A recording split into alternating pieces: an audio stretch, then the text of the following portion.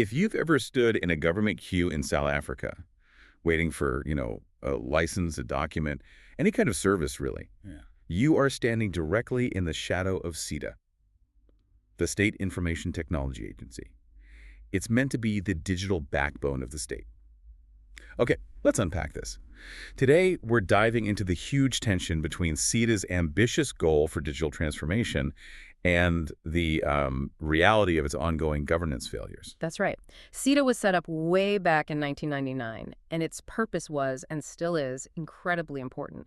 The whole idea was to consolidate all of the government's separate IT resources. To save money, I assume. Exactly. Drive huge cost savings through scale, and also to make sure different government departments could actually, talk to each other seamlessly. In theory, it's the central IT business for the country's biggest employer, the government itself. And if you read their strategy documents, their strategic plans, they speak the language of a modern digital state. We're talking cloud roadmaps, citizen-centric services, things aimed at getting rid of queues and paperwork. That's the ambition, and it's a good ambition. But what's fascinating here is the massive gap between that ambition and the reality on the ground. The agency faces just intense scrutiny, and for good reason. I mean, multiple diagnostic studies have found that Sita is actually a major capacity bottleneck, not an enabler. Bottleneck. A huge one. And we're not just talking about bad policy here. We're talking about fundamental technical failures. So the systems themselves are the problem. Right. They still rely on these antiquated mainframe systems in some areas. And that leads to completely unpredictable, sometimes days-long outages for really critical services. Think driver's license renewals, things like that. And that technical weakness is, well, it's made so much worse by the governance issues. Reports from the Auditor General, from parliamentary committees, they all point to the same things. Irregular expenditure. Billions of rand in irregular expenditure. And major irregularities in these big tender processes. And then you have the lifestyle audits, flagging things like unexplained cash flows, conflicts of interest. It's a really difficult picture. And here's where it gets really interesting, because these problems aren't abstract. They hit real people. When we say Sita is the weakest link, think about a small business owner. Yeah. She needs a certificate, updated, fast, to secure a tender. But if Sita's systems are down, or the whole process is stuck in some digital mud, she loses the contract. She loses the contract. And that's a direct consequence. Exactly.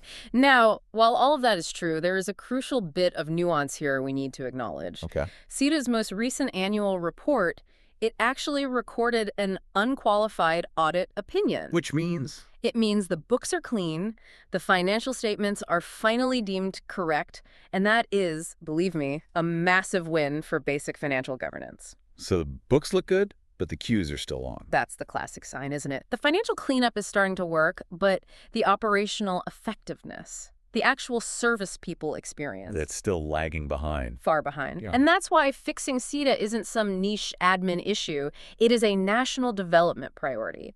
So if we connect this to the bigger picture, what are the reforms that are actually needed? Well, the first part is obvious. You have to professionalize supply chain management. You have to enforce conflict of interest rules properly. And critically, you need to protect whistleblowers who are brave enough to expose misconduct. But hold on, if these reforms are so obvious, people have been saying Sita needs to professionalize its supply chain for 20 years.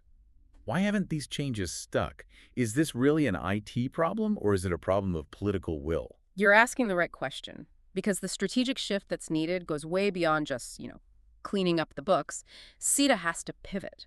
It has to move from being a centralized gatekeeper, an agency that tries to build and manage everything itself, To being an orchestrator. Precisely, an orchestrator. That means Sita's job becomes setting the standards. They define secure, open interfaces, they standardize the architecture, and then they step back.